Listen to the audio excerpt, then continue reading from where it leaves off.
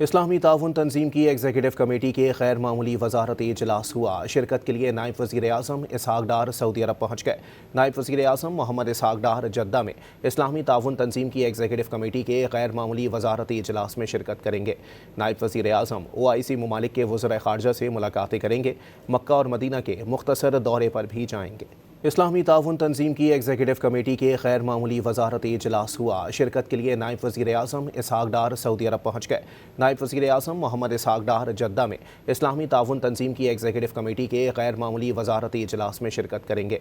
नायब वज़ीर आज़म OIC ममालिक के वज़ीर ख़ारजा से मुलाकातें करेंगे।